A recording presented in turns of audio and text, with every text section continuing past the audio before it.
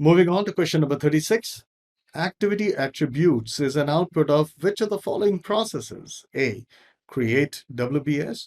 B. Plan schedule management. C. Define activities. And D. Sequence activities.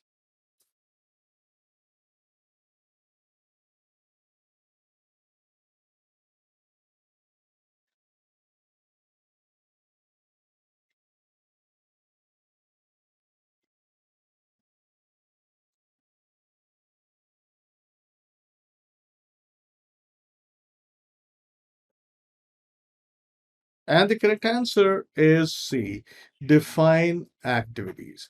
See, activity attributes is an output of the process define activities. Basically, define activities has three major outputs. One is the list of all activities, which is called activity list. Then you have milestone list. And of course, you have the list of attributes, right? Activity attributes. These are the three major outputs of the process define activities. It's a ITO thing. Let's move on to question number 37. What is a reason for a project manager to choose mentoring over an external training course for improving skills of a new team members? A. Relationship building. B. To reduce staff turnover. C. The transfer of explicit knowledge. And D. Opportunity to ask questions for a longer period of time.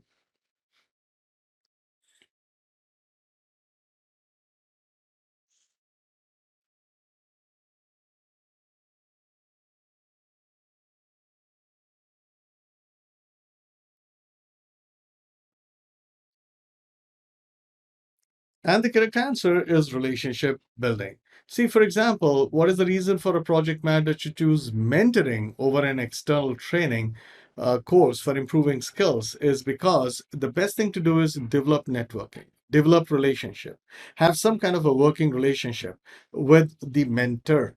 And, so the whole purpose of actually going for mentoring vis-a-vis an external training is relationship building, because not only that this relationship will be built during the mentorship exercise, this relationship will continue during execution and also for other projects, so it'll really help the organization better. Therefore, coaching and mentoring has always been really highly valued by organizations. And of course, if you look at B, C, and D, to reduce staff turnover, absolutely not. It's nothing to do with that. C, the transfer of explicit knowledge. You see, when we do mentoring, it is not only explicit knowledge, but most of it is tacit knowledge. That's difficult to find. So this is an incorrect statement. And then we have opportunity to ask questions for a longer period of time. Well, that can also happen with training, an extended training or a follow-up training. So this is something which is not only applicable to mentoring. So even this is not absolutely correct. So among the option provided, the best is relationship building. In case you're looking for a course, an examination readiness course, which is going to get you ready in just under 16 hours to ace PMP exam. Does a course like that exist? Yes, it does.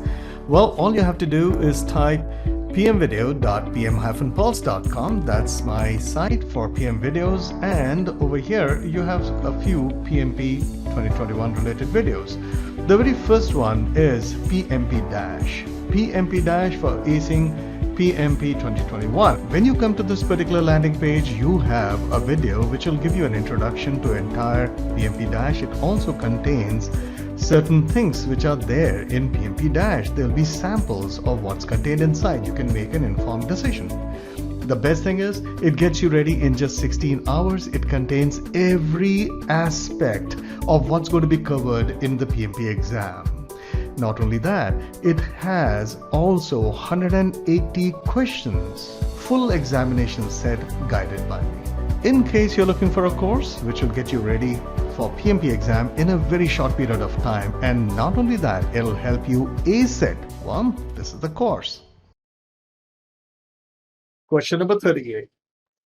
In previous projects, Jeremy learned that osmotic communication improves the performance of his team. For his new project, he has core team members from 6 different states working from different offices. What can Jeremy do to still benefit from osmotic communication? A. Set up remote pairing. B. Daily team meeting via video conference. C. Advanced PMIS that contains all project artifacts. And D. Create fishbowl window.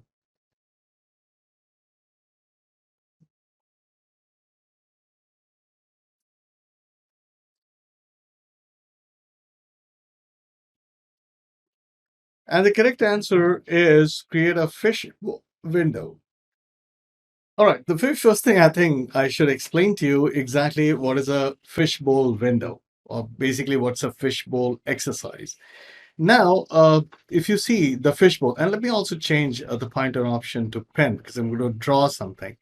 Now, fishbowl, first of all, this hardly ever shows up in PMP exam, but through my trainings and through various questions, I'm also trying to ensure that I even cover those things which are showing up in PMP exam even marginally, so that all our bases are covered. All right, so coming back to fishbowl, this is something that I've been using a lot for feedback when I do interpersonal skill sessions, particularly in US and Europe for that matter.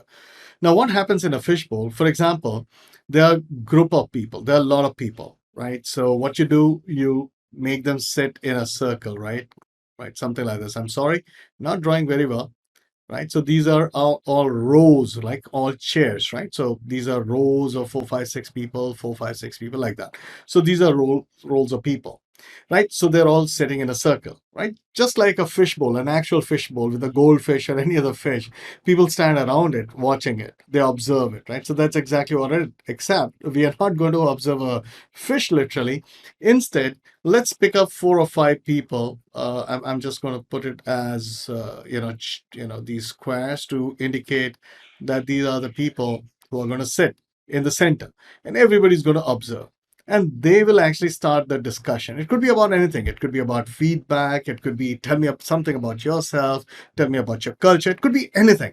And they start having a discussion. While they're having a discussion, an animated discussion, others will observe mostly.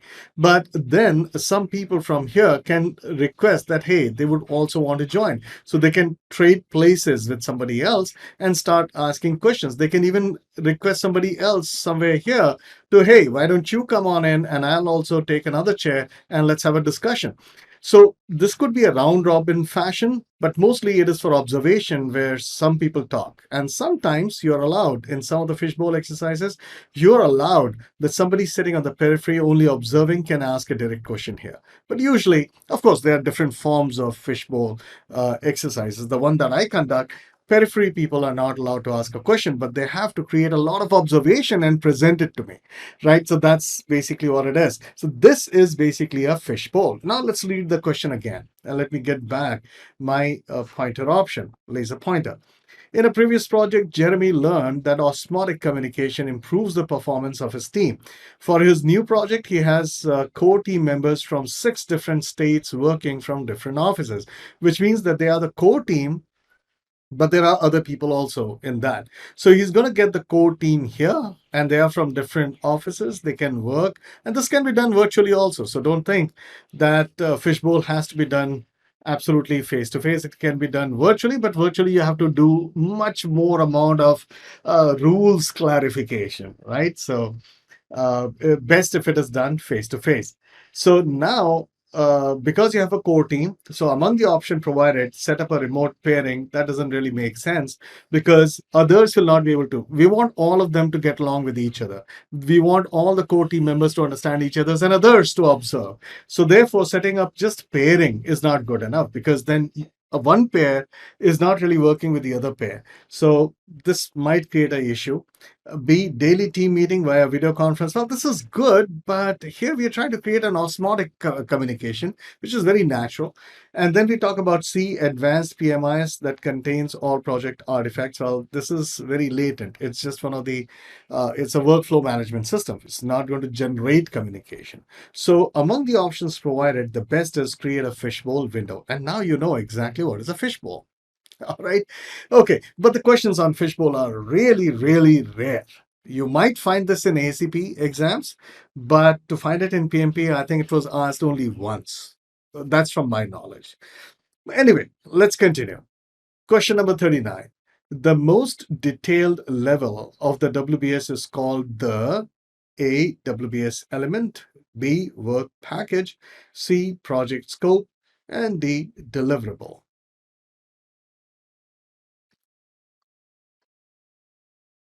And the correct answer, and everybody knows this, it's the work package. Either you call it the lowest level, the most granular level, or you simply call it the most detailed level in a WBS. And that's your work package. And I hope you remember that work package is not an activity. It is still the lowest or the most granular or the most detailed form of deliverable. All right, let's move on to question number 40. If the optimistic estimate for an activity is 12 days and the pessimistic estimate is 18 days, what is the standard deviation of this activity? A 1, B 1.3, C 6, and D 6.3. You might want to pause this video, do calculations, and come back to it.